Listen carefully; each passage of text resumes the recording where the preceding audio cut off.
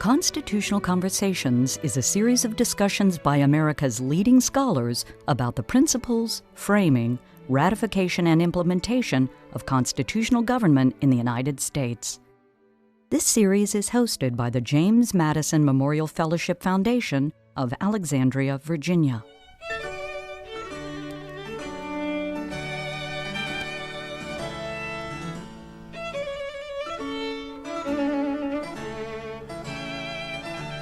So the words that made us, 1760 to 1840.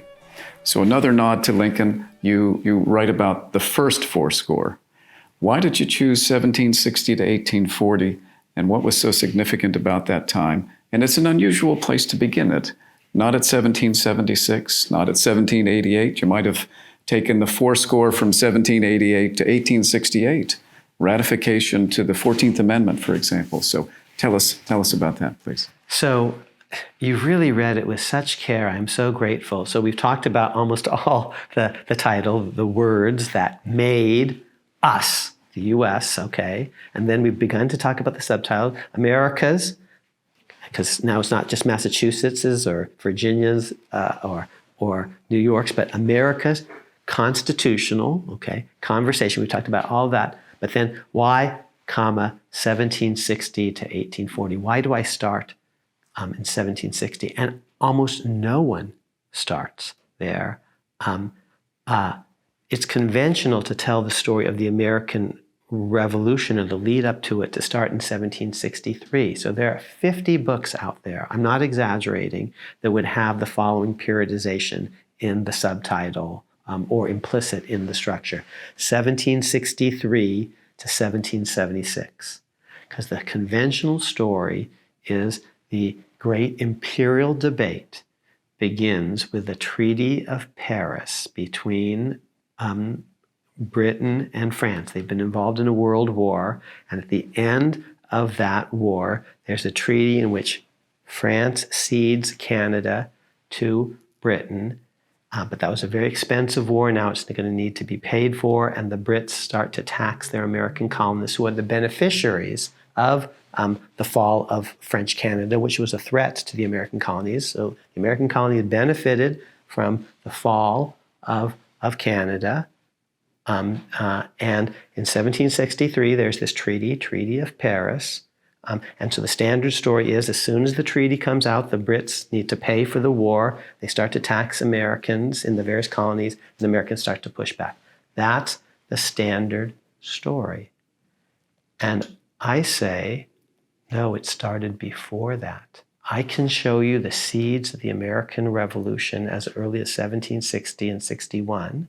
And why not start in 1788? That's too late in the story because America has become America already. They've already fought a war together in 1776.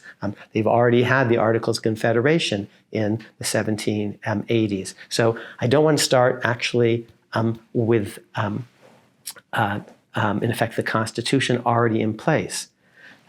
Because I want to tell you how America becomes America, how we move from being New York, Pennsylvania, Virginia, Massachusetts, to being America, how we became an us. I wrote an earlier book called America's Constitution, a biography.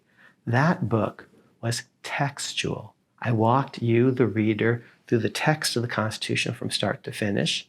So that book really begins in 1787 with the text of the Constitution. Of course, I'm going to have to tell you about the Articles of Confederation and the Declaration of Independence, but that's all backstory. So that book, because it's textual, begins in 1787, and then backstory comes in. Analogy.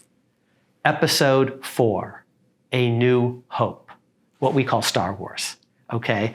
Now, it's in the middle of the story. It's always in the middle of the story. There's always something that happened before, but where you begin your story. So episode 4 actually begins with A New Hope, but very soon we meet Obi-Wan Kenobi, the Alec Guinness character, who actually starts to tell us about earlier things. Obi-Wan Kenobi, a name I have not heard in a long time. And now we're starting to get into Darth Vader and all the, so that's all backstory, Okay, it starts actually with Luke Skywalker. Okay, so my previous book, it started in 1787, 88. And I started it actually not with the Philadelphia Convention, as most others did. When Madison arrives in Philadelphia, there are 100 books.